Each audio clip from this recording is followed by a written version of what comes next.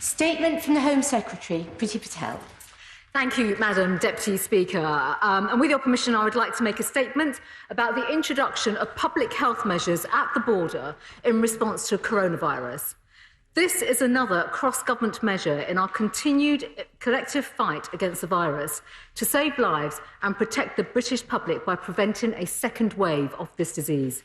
Because our priority has always been to protect people's health and to keep those in the UK safe from the virus, and introducing this measure now will play an important role in our fight against coronavirus.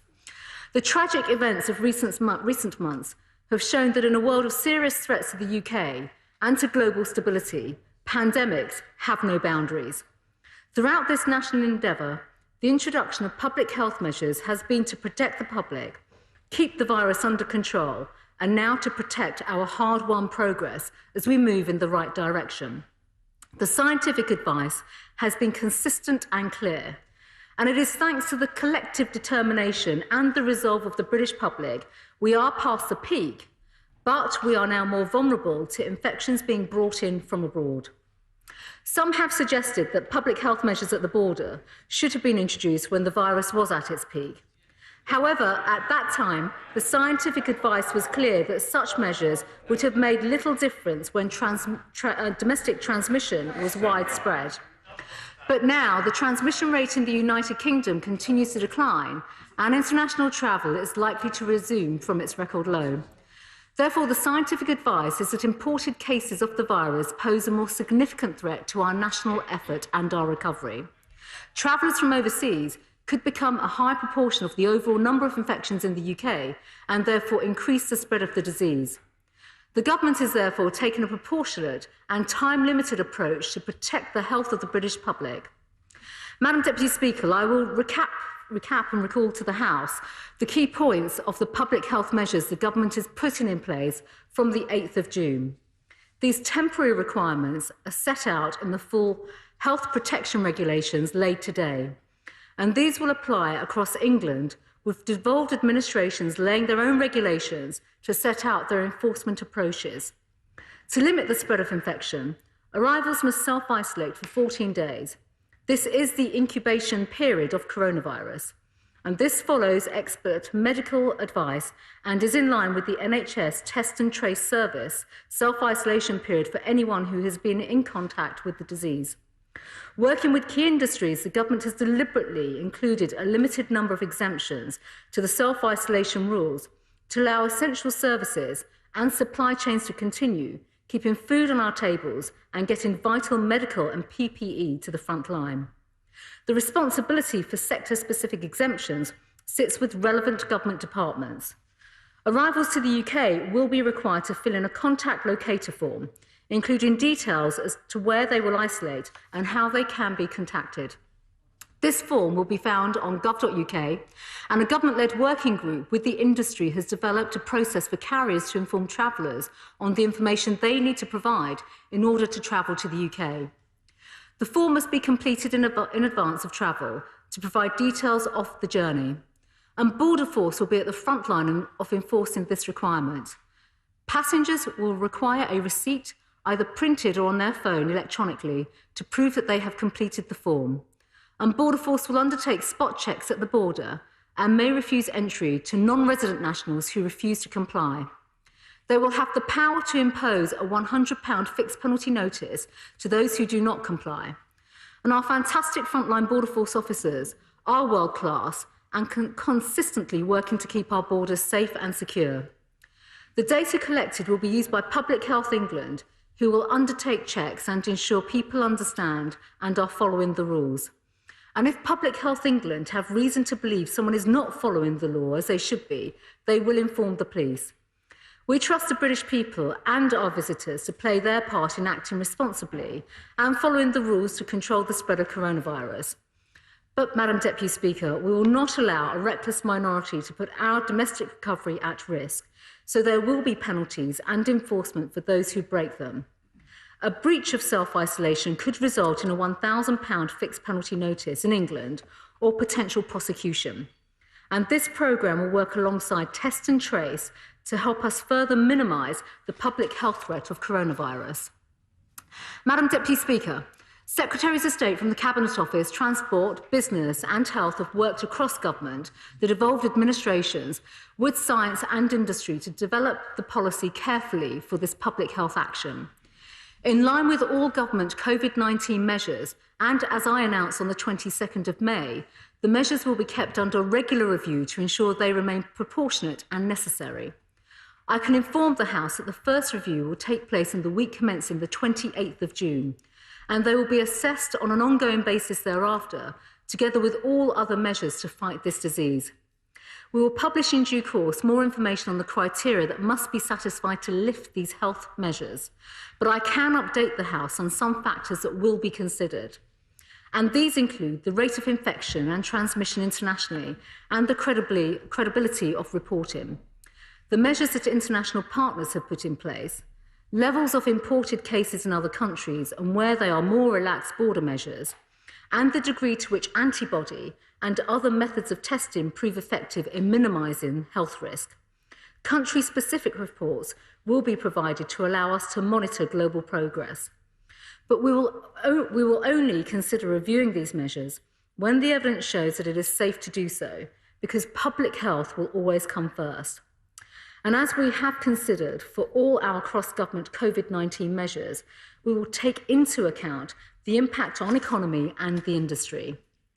The aviation and travel industry is home to some of Britain's most successful businesses and supports thousands of jobs. Across government, we understand how tough the public health measures to prevent a second wave of coronavirus are for this sector.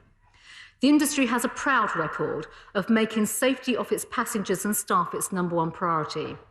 It also has a record of dynamism and innovation. Engagement with the industry is crucial, and we are asking them to work with us on these measures. We are liaising with bodies such as the International Civil Aviation Organization on this and on other COVID-19 related issues, and we will continue to work closely with companies and carriers. And that is why, with my right honourable friend, the Transport Secretary, we will tomorrow host a roundtable to work across the travel sector and the broader business sector as well, on how we can innovate and move together, but also form a long-term plan for the industry. The government and industry share the same aim, to get Britain and our economy moving again in a way in which is safe and also practical for everyone. Madam Deputy Speaker, our priority has always been the safety of our people. This has driven our evidence-led cross-government approach to this whole crisis. The Foreign Office will continue to currently advise against all but essential travel abroad, or no travel at all to a country where the risk of COVID-19 remains unacceptably high. There has been engagement with embassies representing countries from around the world to explain our approach. And taking this public health action, alongside our measures, including test and trace and continued social distancing, in the long run, we will ensure that we can have greater freedom in the longer term.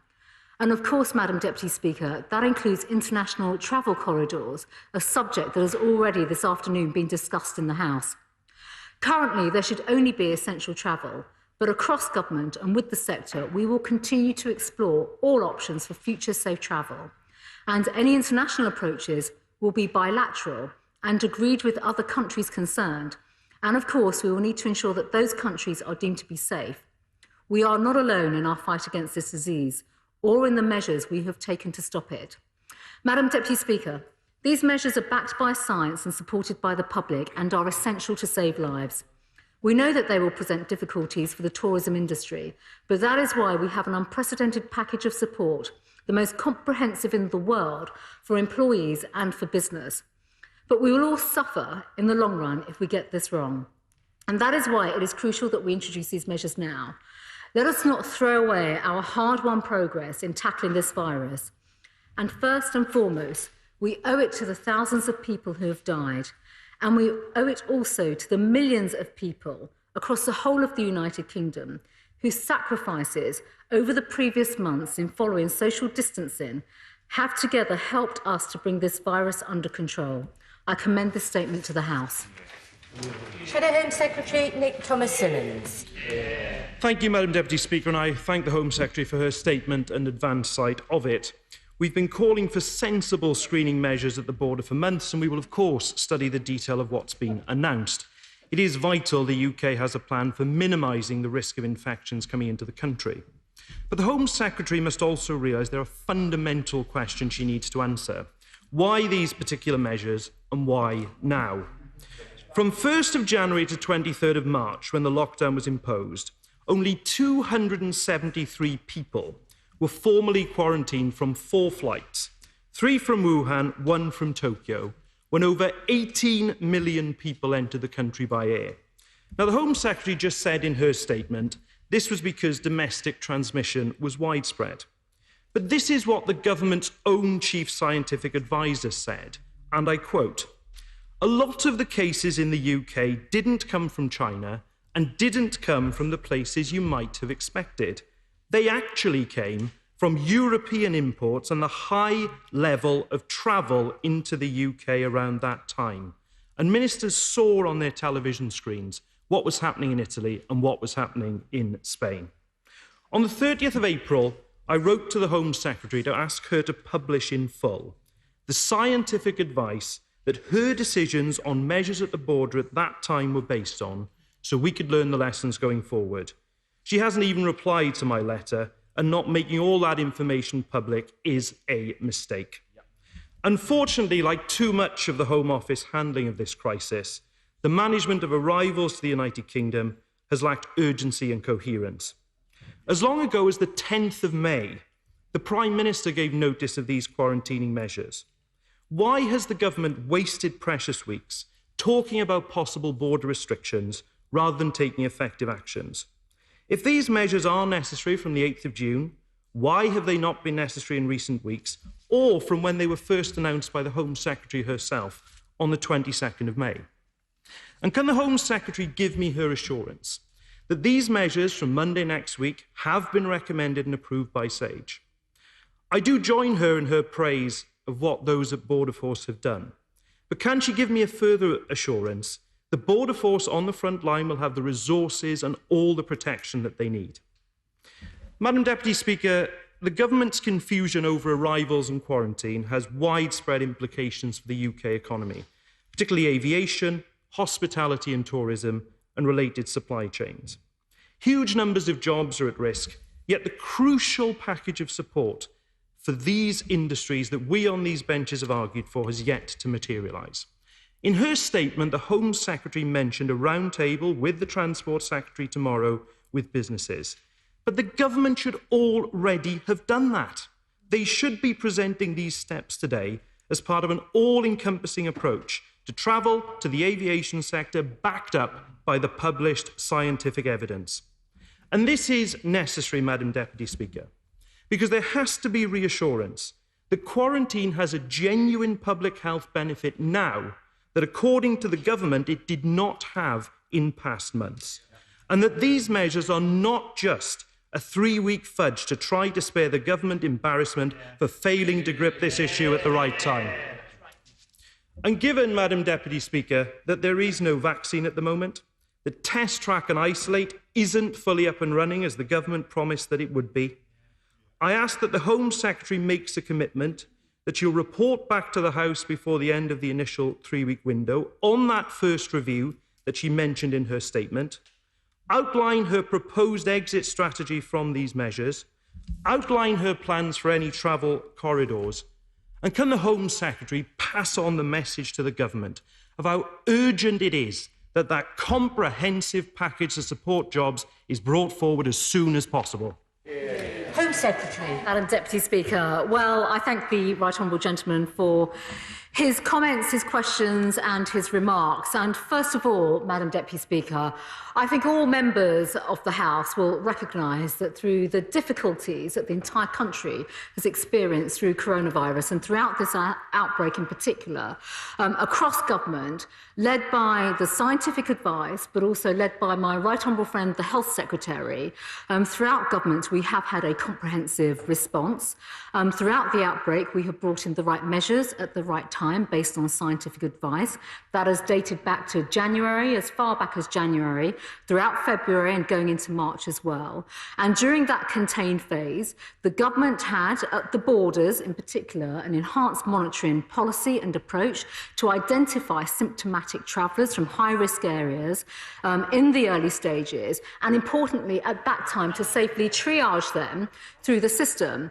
And this was applied to those returning from Wuhan on the 22nd of January, and that approach was broadened, if the honourable gentleman would let me finish, please, and would listen to the facts that I'm providing him with, broadened to the whole, they are facts and they're very specific dates, returning from Wuhan on the 22nd of January, and that approach was broadened in conjunction with the Department of Transport for the whole of China on the 25th of January, and then Japan on the 8th of February, Iran on the 25th of February, Northern Italy on the 4th of March, and then the whole of Italy on the 5th of March. And once when there was significant transmission within the UK, border restrictions would have been very marginal in their impact on the epidemic within the UK. Ministers at the time had articulated that across government in the comprehensive way in which this is a cross-government pandemic and all government departments work together. And at that point, it was recognised that they would have contributed a tiny proportion of the number of new infections in the UK. Now that domestic transmission within the UK is coming under control, it is the right time to prepare for these new measures at the border. But the right honourable gentleman did also ask, I think for the benefit of the House, in terms of the health measures that were brought in the very early stages, they were brought in through the General Aircraft Declaration System, through aviation, so it is through my right honourable friend, the Transport Secretary's Department, in conjunction with Border Force. And when that process concluded, it had covered 13 UK airports, 15 territories, 24 airlines, and 1,116 flights were monitored with a 98% compliance rate on the General Aircraft Declaration. And the purpose of those declarations are, of course, to provide the details of any illnesses on board and therefore inform public health risk assessments so that the appropriate action could therefore be taken with passengers at that particular time. Now, the right honourable gentleman has also asked and touched on a number of other factors, including PPE for border staff. Border Force have been exceptional throughout this crisis, Madam Deputy Speaker, and I think it is worth paying tribute to them and the way in which they have worked in keeping our borders safe and secure. They do have, and throughout this, following all the public health guidance from PH England, adequate PPE protection, and that remains and will continue. And finally, Madam Deputy Speaker, in response to the right honourable gentleman, he rightly asked about a comprehensive approach for the sector, for travel, tourism, for aviation, the world-class industries that we have in the United Kingdom, and rightly so. I've worked with many of those sectors in my previous career as well. A comprehensive approach is being taken. He asked as to why we're only meeting with them now. That is not the case at all. The Department of Transport, I myself have also been in touch with many representatives from the industry as well. There is we work across governments, and I know the honourable gentleman is nodding his head on that point as well. In response to the Transport Secretary, he would rightly expect a comprehensive approach. That comprehensive approach will be coming forward again on the floor of this House, not just by myself, but my other colleagues, my right honourable friends as well across government who lead those departments, and the collective response to this particular issue. Thank you very much, Madam Deputy Speaker. Quarantine will have an impact upon businesses who rely heavily on the hospitality sector, like ceramics in Stoke-on-Trent. Churchill, China and Steel Light have spoken to me on that point. So can my right honourable friend explain and reassure ceramic manufacturers that quarantine will not hinder them as they try to reboot the local economy? Well, my honourable friend is absolutely right in terms of the fantastic ceramics industry in Stoke-on-Trent, and he, of course, is a great advocate for them as well. There are some very important points just to make on this, Madam Deputy Speaker, and I reiterate again, these are public health measures designed to protect the British public for imported cases of coronavirus. But, of course, we are global Britain. Our borders are not shut. Let me just emphasise that point to the House. We are a global Britain when it comes to goods in particular and exports either coming in, goods going out of the country as well. All of that will continue, and businesses, of course, continue to be at the forefront of being Global Britain, and that, of course, will continue for the ceramics industry. Joanna Cherry. Thank you, Madam Deputy Speaker, and may I thank the Home Secretary for advance sight of her statement and, like her, pay tribute to our border force and other key workers. Madam Deputy Speaker, the Scottish National Party have been calling on the UK Government to introduce public health measures at UK borders for some months now. The Centre for Evidence-Based Medicine at the University of Oxford have said that the effectiveness of quarantine during a viral outbreak relies on the timing and accuracy of the quarantine period, as well as the ability of individuals and healthcare providers to follow quarantine procedures. And I fear that the Home Secretary's statement does not fully address these matters. There has been widespread concern that the UK has been out of step with most other countries who introduced public health measures at their borders far earlier in the pandemic.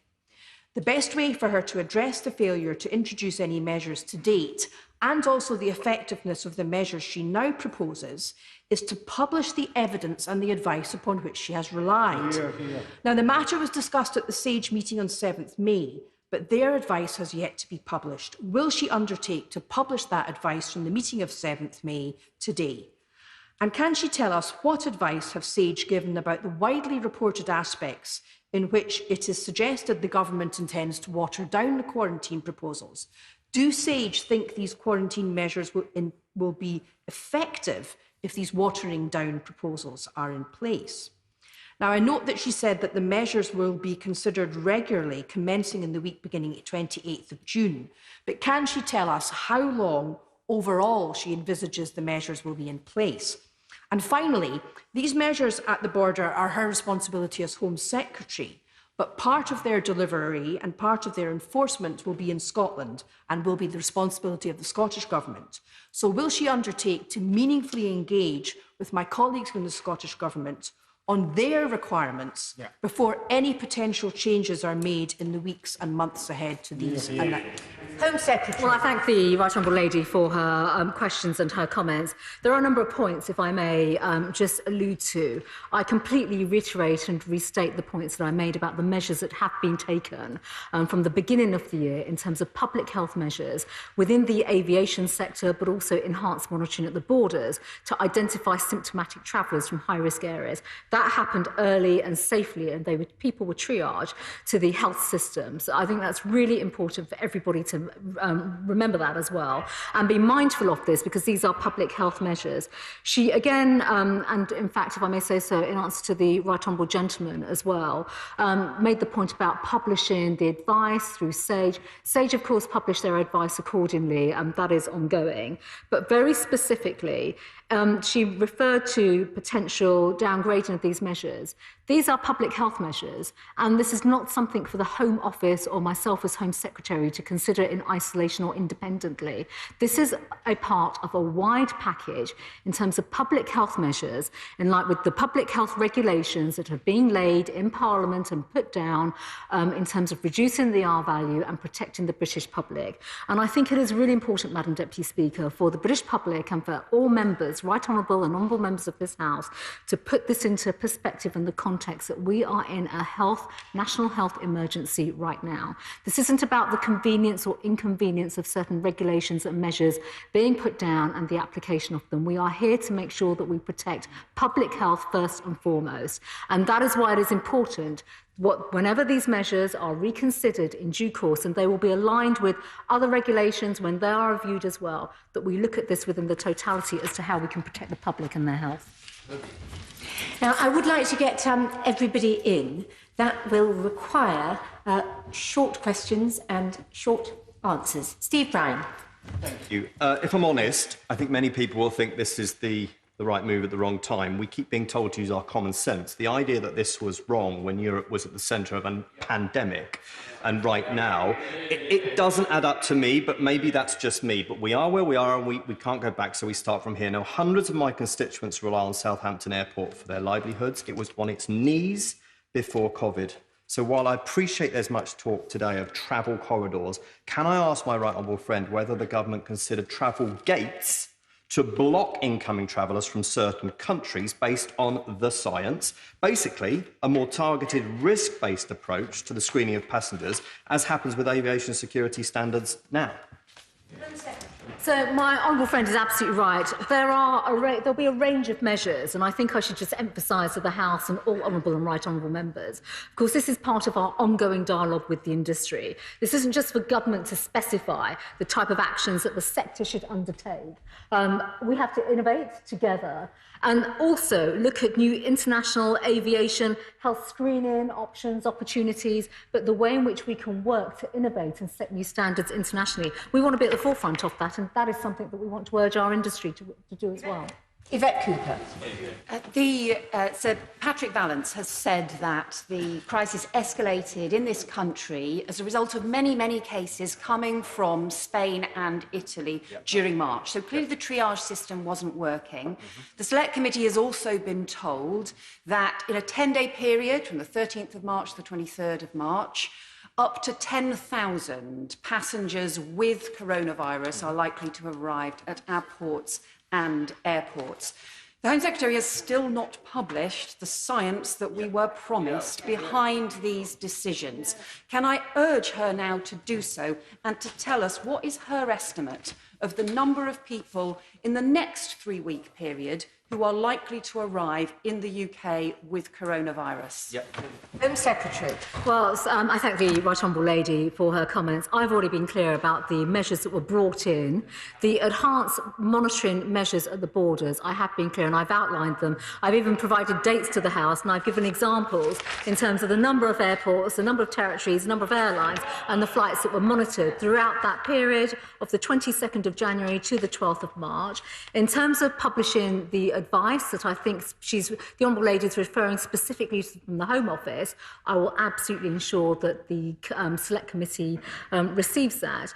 And in terms of the number of incoming passengers, Madam Deputy Speaker, it is well known and documented through air passenger data, and that does not include ports, ports are separate, that the number of passengers travelling and arriving to the United Kingdom has been at an all-time low and have completely fallen off. That is something obviously we can't predict for the next 3 weeks, but obviously working with the Department of Transport in particular, we will collect that information and we will make that public. Dr.